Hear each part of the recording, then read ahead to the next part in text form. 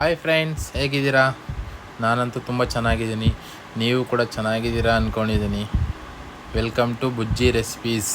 ಇವತ್ತಿನ ನಮ್ಮ ರೆಸಿಪಿ ಗಲೋಟಿ ಕಬಾಬ್. ತುಂಬ ಚೆನ್ನಾಗಿರುತ್ತೆ. ಬನ್ನಿ ಹೇಗೆ ಮಾಡೋದಂತ ನೋಡ್ಕೊಂಬರೋಣ. 1/2 kg ಬೋನ್ಲೆಸ್ ಚಿಕನ್ ತಗೊಂಡು ಅದನ್ನು ಚಿಕ್ಕ ಚಿಕ್ಕ ಪೀಸಾಗಿ ಕಟ್ ಮಾಡ್ಕೋಬೇಕು. ಅದರಲ್ಲಿ 1 ಸ್ಪೂನ್ ಜಿಂಜರ್ ಗಾರ್ಲಿಕ್ ಪೇಸ್ಟ್ನ ಆ್ಯಡ್ ಮಾಡ್ತಾಯಿದ್ದೀನಿ. ಮತ್ತು ಈಗ ಮಸಾಲಾಸ್ನೆಲ್ಲ ಇದಕ್ಕೆ ಆ್ಯಡ್ ಮಾಡ್ತಾಯಿದ್ದೀನಿ. ಮಸಾಲಾಸ್ ಲಿಸ್ಟೆಲ್ಲ ಡಿಸ್ಕ್ರಿಪ್ಷನಲ್ಲಿ ಕೊಟ್ಟಿದ್ದೀನಿ, ಚೆಕ್ ಮಾಡಿ. ಈಗ ಒಂದು ಚಿಕ್ಕದಾಗಿ ಕಟ್ ಮಾಡ್ಕೊಂಡಿರೋ ಈರುಳ್ಳಿನ ಇದಕ್ಕೆ ಆ್ಯಡ್ ಮಾಡ್ಕೊಳ್ತಾ ಇದ್ದೀನಿ. ಮತ್ತು ಕೊರಿಯಂಡರ್ ಲೀವ್ಸು ಮತ್ತು ಮಿಂಟ್ ಲೀವ್ಸ್ನೂ ಕೂಡ ಇದರಲ್ಲಿ ಚಿಕ್ಕದಾಗಿ ಕಟ್ ಮಾಡಿಕೊಂಡು ಆ್ಯಡ್ ಮಾಡ್ಕೊಳ್ತಾ ಇದ್ದೀನಿ. ಆ್ಯಡ್ ಮಾಡಿ ಆದಮೇಲೆ ತುಂಬ ಚೆನ್ನಾಗಿ ಮಿಕ್ಸ್ ಮಾಡಬೇಕು. ಆ ಮಸಾಲಾಸ್ ಎಲ್ಲನೂ ಆ ಚಿಕನ್ಗೆ ಮಿಕ್ಸ್ ಆಗೋ ಥರ ಚೆನ್ನಾಗಿ ಮಿಕ್ಸ್ ಮಾಡಬೇಕು. ನೋಡಿ, ಮಿಕ್ಸ್ ಮಾಡಿ ಆಯಿತು.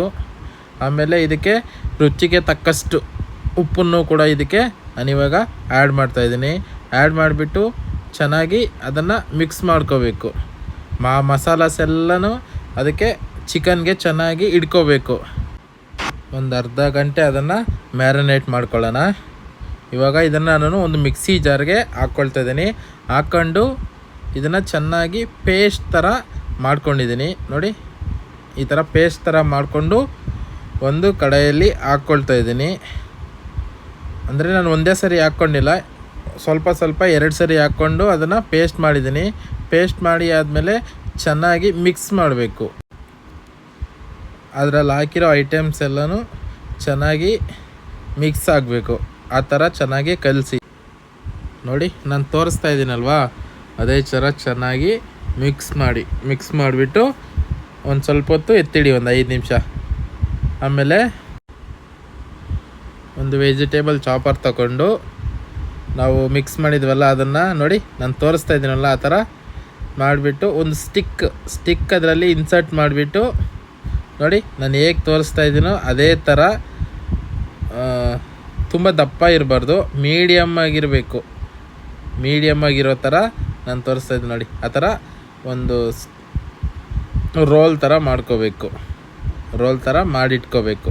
ನೋಡಿ, ಈ ಥರ ತುಂಬ ದಪ್ಪನೂ ಇರಬಾರ್ದು, ತುಂಬ ಸಣ್ಣನೂ ಇರಬಾರ್ದು, ಮೀಡಿಯಮ್ ಆಗಿ ರೋಲ್ಸ್ನ ಮಾಡಿಟ್ಕೋಬೇಕು. ಈಗ ಅದನ್ನು ಫ್ರೈ ಮಾಡಬೇಕು. ನಮ್ಮ ಮನೆಯಲ್ಲಿ ಸ್ಯಾಂಡ್ವಿಚ್ ಮೇಕರ್ ಇತ್ತು, ನಾನು ಅದರಲ್ಲೇ ಇದನ್ನು ಫ್ರೈ ಮಾಡ್ತಾಯಿದ್ದೀನಿ. ನೀವು ಈ ಥರ ಸ್ಯಾಂಡ್ವಿಚ್ ಮೇಕರ್ ಇದ್ದರೆ ಸ್ಯಾಂಡ್ವಿಚ್ ಮೇಕರಲ್ಲಾದರೂ ಮಾಡ್ಬೋದು. ಇಲ್ಲ ಅಂದರೆ ತವಾ ಮೇಲೂ ಹೇಗೆ ಮಾಡೋದು ಅಂತ ಕೂಡ ನಾನು ತೋರಿಸಿದ್ದೀನಿ. ಆ ರೋಲ್ನ ಎಲ್ಲ ಕಡೆ 4 ಸೈಡು ಚೆನ್ನಾಗಿ ಫ್ರೈ ಆಗೋ ಥರ ಒಂದು ಕಡೆ ಫ್ರೈ ಆದಮೇಲೆ ಮತ್ತೊಂದು ಕಡೆ ರೊಟೇಟ್ ಮಾಡಿಕೊಂಡು 4 ಕಡೆ ಫ್ರೈ ಆಗೋ ಥರ ನೋಡಬೇಕು. ನೋಡಿ, ತವಾದಲ್ಲೂ ಕೂಡ ನಾನು ತೋರಿಸಿದ್ದೀನಿ.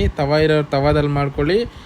ಈ ಥರ ಸ್ಯಾಂಡ್ವಿಚ್ ಮೇಕರ್ ಇದ್ದರೆ ಅದರಲ್ಲೂ ಕೂಡ ನಾವು ಮಾಡ್ಕೋಬೋದು. ನೋಡಿ, ನಾನು ಸ್ಯಾಂಡ್ವಿಚ್ ಮೇಕರಲ್ಲಿ ಮಾಡಿದ್ದೀನಿ. ನೋಡಿ ಎಷ್ಟು ಚೆನ್ನಾಗಿ ಬಂದಿದೆ. ನೋಡಿ, ತುಂಬ ಚೆನ್ನಾಗಿ ಬರುತ್ತೆ ಇದು.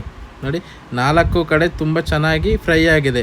ತುಂಬ ಚೆನ್ನಾಗಿರುತ್ತೆ, ಮಾತ್ರ ಸೂಪರ್ ಟೇಸ್ಟ್ ಇರುತ್ತೆ, ತುಂಬ ಚೆನ್ನಾಗಿರುತ್ತೆ. ನೀವೊಂದು ಸರಿ ಮನೆಯಲ್ಲಿ ಮಾಡ್ಕೊಂಡು ತಿನ್ನಿ. ನೋಡಿ ಎಷ್ಟು ಪರ್ಫೆಕ್ಟಾಗಿ ಆಗಿದೆ ಗಲೋಟಿ ಕಬಾಬ್. ಅಂದರೆ ತಿಂತಾಯಿದ್ರೆ ಇನ್ನೂ ತಿನ್ನಬೇಕು ಅನಿಸುತ್ತೆ, ಅಷ್ಟು ಚೆನ್ನಾಗಿರುತ್ತೆ.